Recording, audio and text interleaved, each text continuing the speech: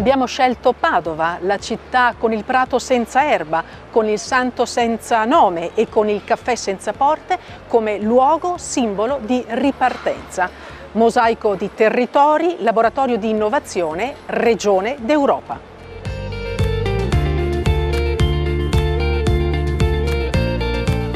Quel Veneto fondato sulle radici della socialità, della mutualità, del rispetto dell'ambiente, della cultura, dell'economia circolare e sostenibile.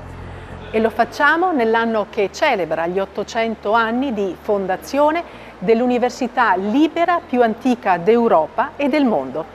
Benvenuti al convegno della Federazione Veneta delle Banche di Credito Cooperativo.